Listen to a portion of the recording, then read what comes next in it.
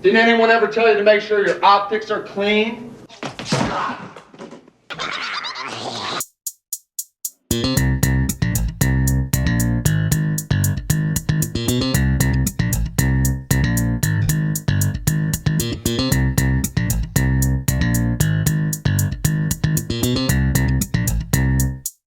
Hi, welcome back to episode 13 of X versus Z. I'm Chris.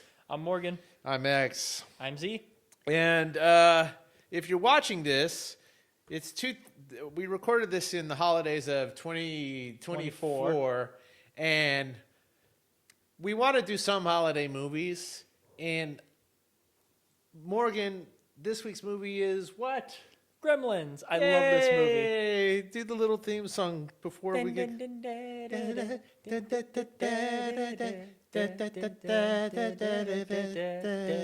All right, let's see if we get clipped by Copyright claimed, YouTube. yeah. That right? Morgan, when was the first time you ever saw this movie? Because I'm always interested in movies that are this old and this unique. When you saw it, how old you were, and who exposed you to it? Okay, so I think I was 8 or 9 years old when I first watched Gremlins, because I remember it was at my grandparents'. I think they have I can't remember exactly the name of the place, but it wasn't a house, but it was at my grandparents' home. My dad, it was during the holidays, obviously, and my stepdad, I can't remember exactly why, but he's like, "Hey, here's a movie you guys can watch while the adults are doing adult things." You don't remember how old you were? I was like 8 or 9. Okay, you were 8 or 9. So this is kind of a weird genre. I mean, we're saying it's a Christmas movie. Is it a Christmas movie? Would you qualify it as a legit Christmas movie? Absolutely, it is a Christmas movie. Not only does it take place on Christmas, but a lot of the stuff around it is surrounding, Christmas. Is the holiday Christmas, and there's Christmas music, but it's not like a feel-good movie, so to speak. It's a horror comedy. So is it a comedy though? Do you think there's enough funny stuff in this for it to be a horror comedy? Absolutely. Are you kidding me? This movie's hilarious. The Gremlins themselves aren't even okay. They are evil, chaotic little jerks who like hurting people, but at the same time, mostly they just want to friggin' party, dude. Yeah, and watch Snow White and cause havoc and all that. Yeah, those are the best parties. Yeah. The cops always get called to the best parties. So I would say this is I think there's a subcategory, two subcategories. One, and I don't know if this is an actual thing. Maybe I'm making it up. So, copyright Trendsetter. Chris Campbell, trendsetter Chris Campbell. It's like family horror. Does it feel like a horror movie to you? In some parts, yes, it does feel like a horror movie. Is there enough gore, enough blood, or disgusting stuff for it to be?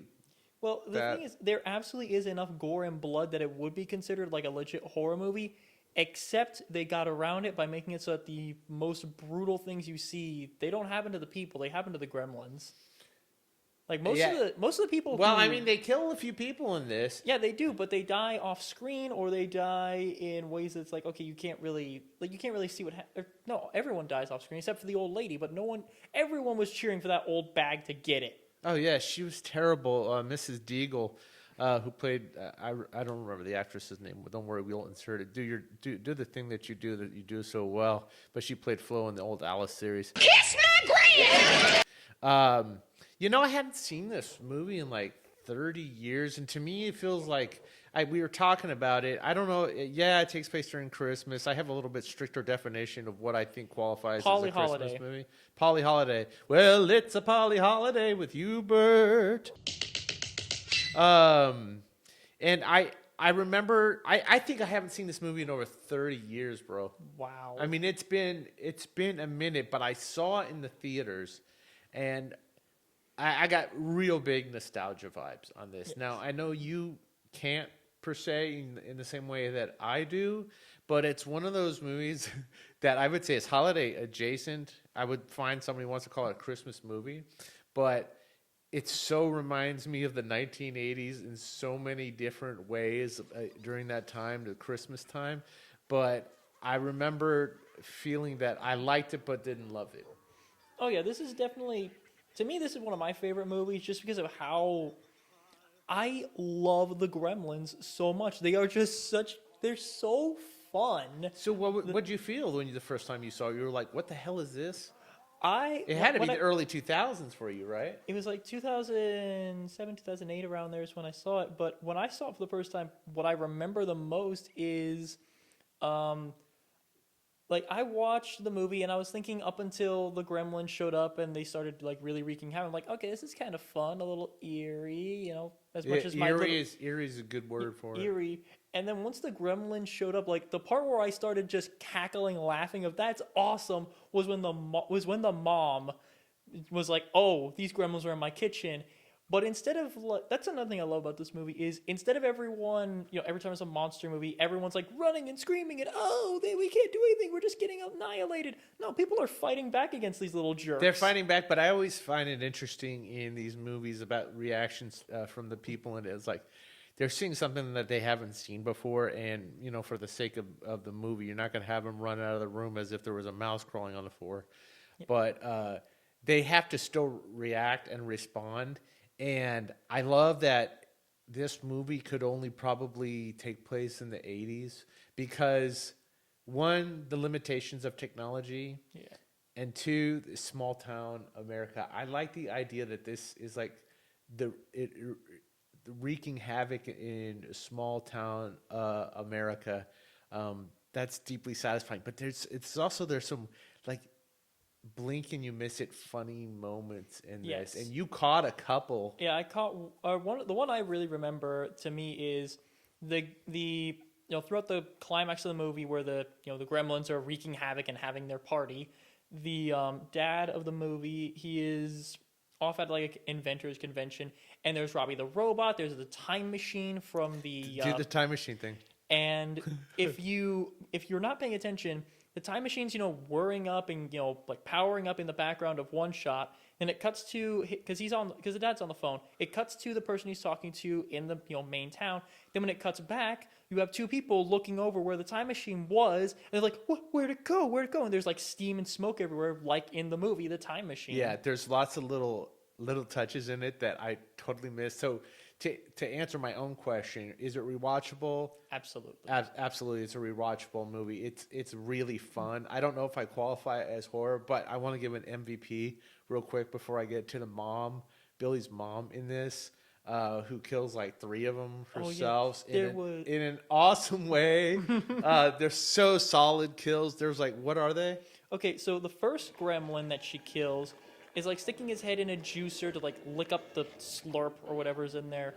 And she just hits the on button on that thing and spins the little guy around while he's just getting his skull blended apart. It's awesome. Dude, there's some gross stuff. Oh, it's a gnarly movie. Then there's the the one that, okay, this is less, you know, brutal, but definitely awesome, is she's got like this like folding tray that she's using as a shield because he's throwing plates at her. She's blocking, and then she just stabs that little guy, just gets him good. And then my favorite is the microwave. Yeah, she sprays the nonstick coating on his face. He's like, no. So he backs up into the microwave. She closes him in, then hits it on, and then boom. So okay. Good. And then there's a 4th dead gremlin in that sequence that I love, which is when Billy comes back and they well, 2 things about that scene is, firstly, this gremlin was clever because not only did he make her go into the living room with the noise and everything and make her, you know, get scared of the little toy in the stocking, but if you'll note, the tree attacks her. Yeah, but if you notice in the tree when the power goes out, like you can see the gremlin in the tree because his glowing red eyes like blend in perfectly with the rest of the lights on the tree, which is so cool. And then, you know, he attacks her with the tree. And while he's, you know, scratching everything, Billy comes home, grabs a sword off the wall, and just hacks the guy's head off. Okay, real quick about that. Talk about, like, telegraphing the scene. Yes, that the sword foreshadowing. It kept falling off the wall.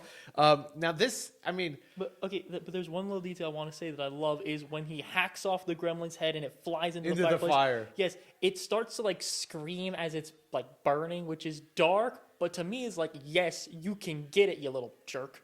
Yes, there's a lot of satisfying kills. Now, we could talk all day about whether or not this qualifies as a Christmas movie, but does it qualify as a horror movie? Now, I asked that question, but one of the qualifiers for me is how stupid do the people act in this movie?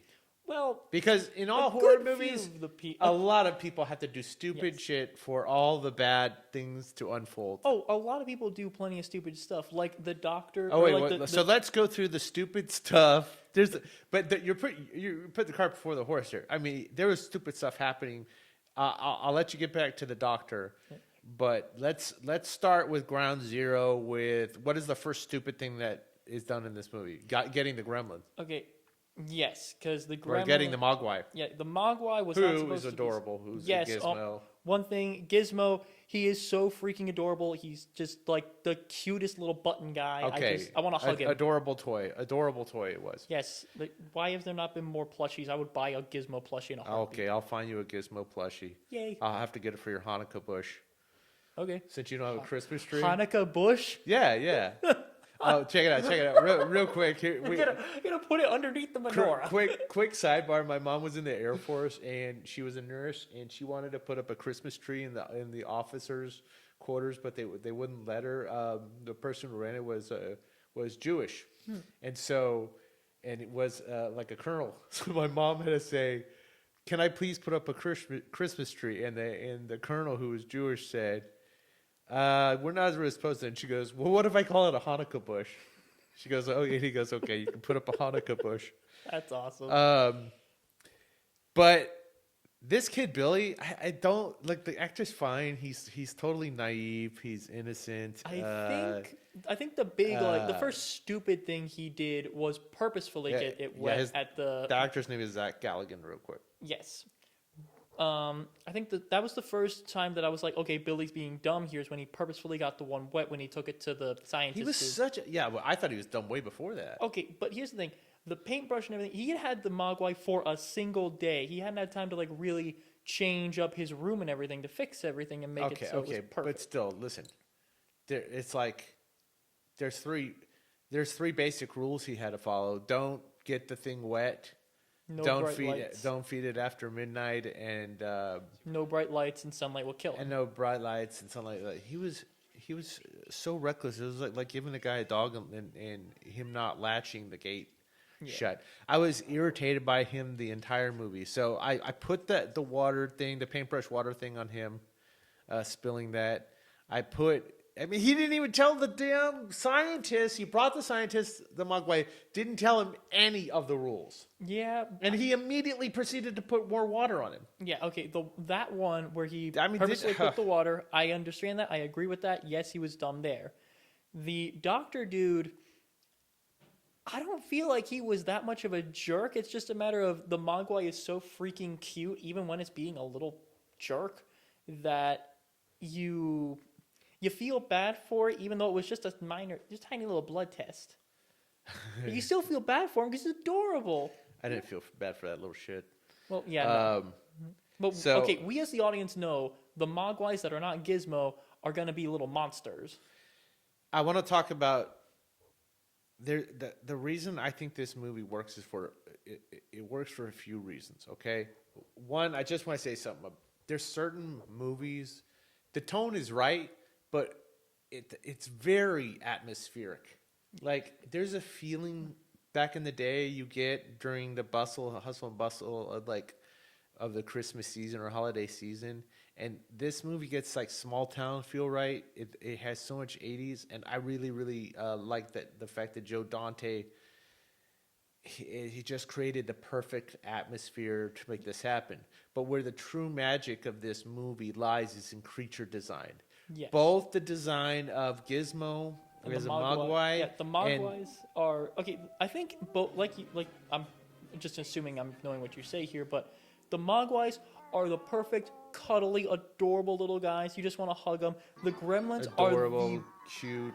Yeah, the Gremlins are not adorable and cute, but the Gremlins are these weird, gangly, goblin-looking guys. This is a borderline monster movie. Oh yeah, they're amazing monsters. But I mean, the real special thing isn't just the creature design, because you had to make one adorable, and then you had the other one make the other ones ugly as sin. But it's puppetry involved too. Yes, all And the puppetry. I involved. just love the puppetry performances in this movie. Yes, it took like I'm trying to remember. I watched a thing about this a couple days ago, but they had two Gizmo animatronics. They had a big one for the close-ups, and they had a little one for when he's with other actual actors and everything. And apparently, the Gizmo animatronic was so complex, the puppeteers hated working on it. They hated working with Gizmo, especially the big one. Because of the subtlety of the facial movements Yeah, and the micro movements of the head and all that? Apparently it was just such a pain in the neck to work with and use that I'm not sure if this is true, but I read that they took the big Gizmo puppet and they burned it after the Oh my god, dude! The movie was done because they hated working on it so much. The scene in the bar where the Gremlins are causing havoc and everything, I think that took like 6 weeks itself. That did look extremely complicated, and as cool as that scene was, the whole time I'm thinking, why the hell is Phoebe Cates still serving them? I mean, they have guns. That's the stupidest move in this whole movie. They have guns, and they're how are you gonna get out when you're surrounded by dozens of tiny little Gremlins? She's trying to light their cigarettes, dude. Are you telling me that? Are you telling me that she's being literally held at gunpoint? Although that brings up. Go ahead. It's a comedy. Just reminding you about that. It's a comedy, so it's not everything needs to make sense. Yeah, not everything needs to make sense. But there's definitely the deaths are so satisfying. We talked about the Gremlins by the mom in the kitchen, but Mrs. Deagle, who is like the bank owner lady who hates everybody, she basically reminded me of the Wicked Witch of Oz. I'll catch the beast myself. Mrs. Deagle I went loved out her death. To me, Mrs. Deagle went out the way every dog-hating mean person should go. Maybe I'll put him in my spin dryer on high heat. Filled with fear, terror, and just shocking and painful, probably. Okay, was that funny to you though? That was hilarious.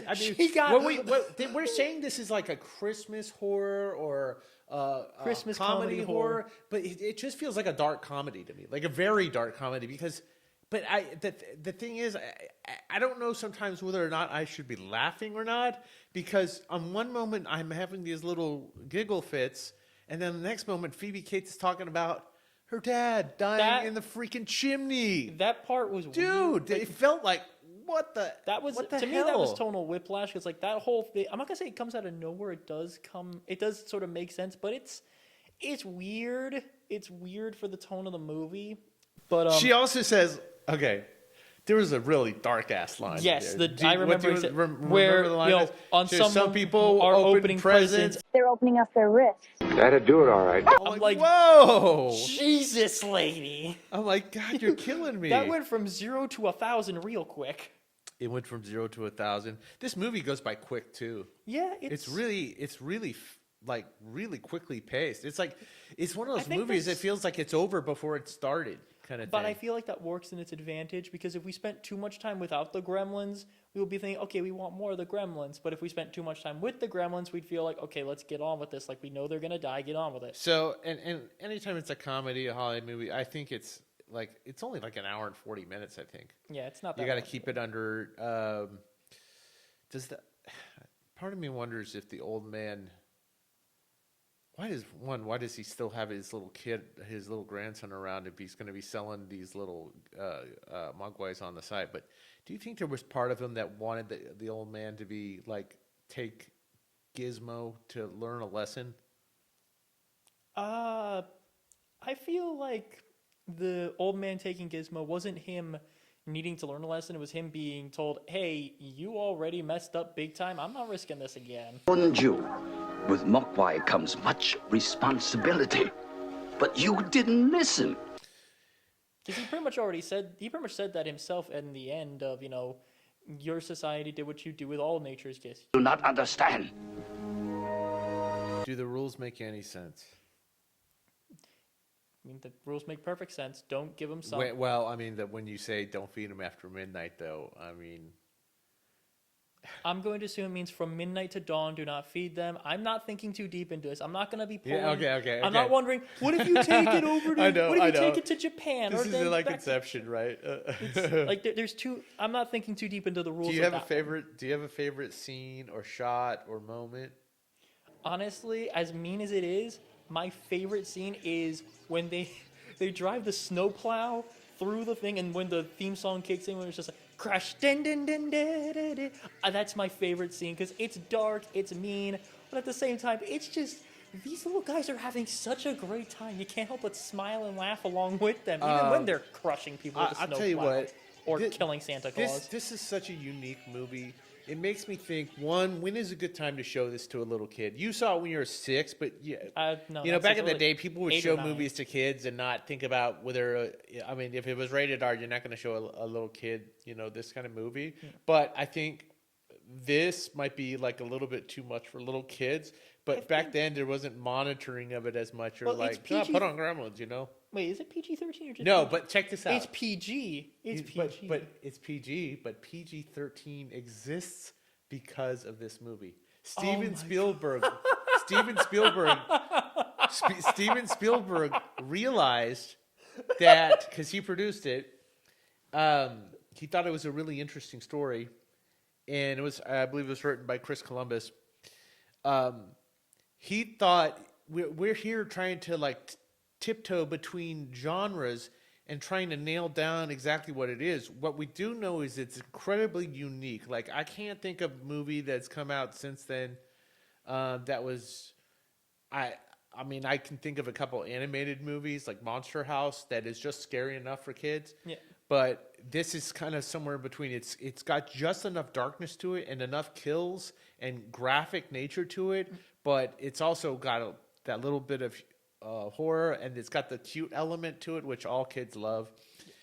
So And it it's was in just- this weird gray area. It really is because it's funny enough that I would call it a comedy, but it's dark enough that could be a horror, but it's also like cutesy enough that it could be a Christmas movie. Like, it's really weird, and I think the fact that it made the PG-13 exists for that, like that. There's your age range is a good time is when they're 12 and up, in my opinion. And you know what? I 12 and up. I think you could get it by with a little bit younger, maybe like 10 or 11, depending on the kid.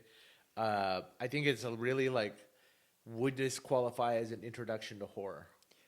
I would say yeah, because an introduction to horror, you would need something a bit lighter than this. This would absolutely, and the genre hopping with this movie it would be a bit confusing for a kid, in my opinion, if they were like wanting to learn about films. You'd want to start them out with something like Monster House or trying to think of anything else that would work.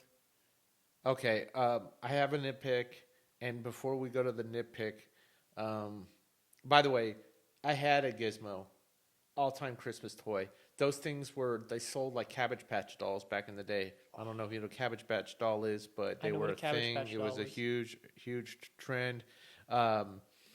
The dad is a terrible inventor, which is funny and sad at the same time, just like this movie.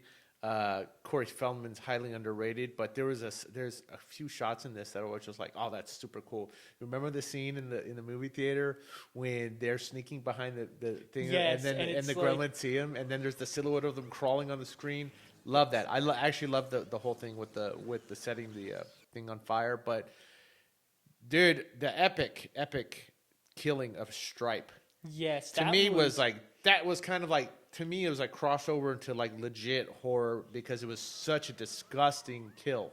And good on Gizmo for making that happen. Yes. Like I said, that was some Mortal Kombat level brutality on Gizmo, and I adore that. Like, yes. He melted, and he was like a skeleton. You could see like his eyes bulging because they were still there in his sockets while the rest of him was melting away. You saw like his ribs, and it was so. It was brutal.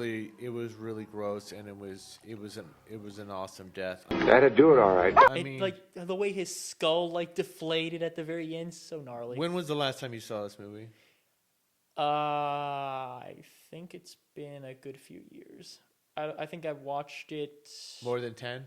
No, less than 10, more than 5. Okay, if you had to say when was a good time to watch this movie in the holiday season? Where would you nestle this? Because I kind of pace my holiday movies.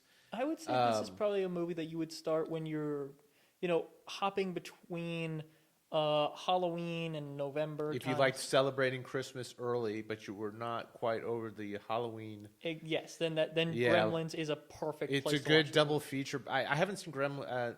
I think I saw Gremlins 2 once, but I have no memory of how good or bad it was. Do you see Gremlins 2? I have. Maybe seen we'll do Gremlins. that at some point, but it's not. It's not a holiday like movie. essential watching for me. For me, Gremlins 2 is you take the premise of Gremlins and you take the scene in the bar where they're having a party And just essentially, blow it up. and you go completely bonkers with it, full Looney Tunes.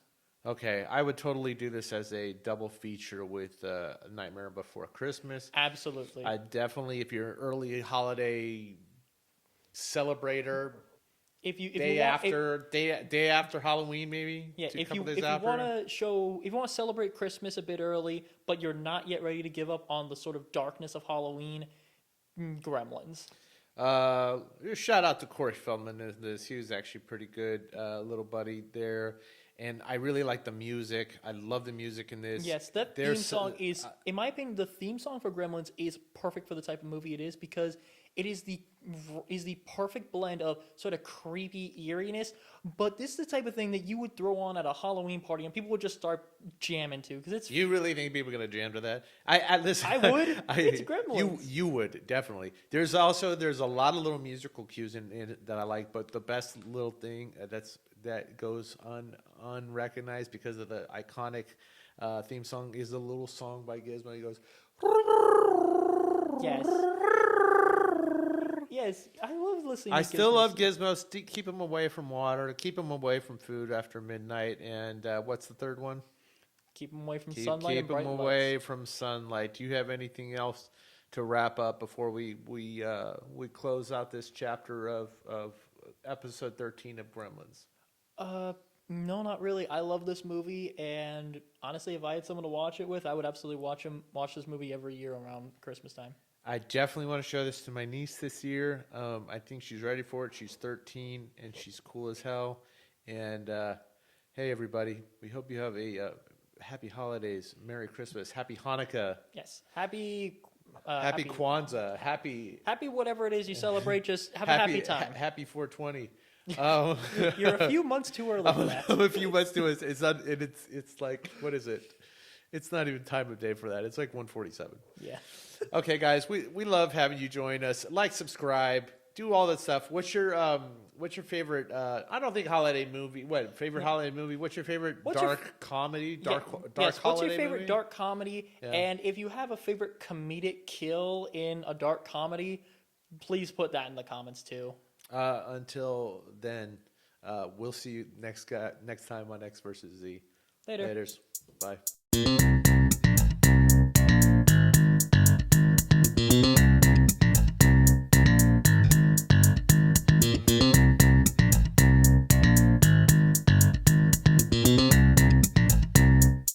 That'd do it all right.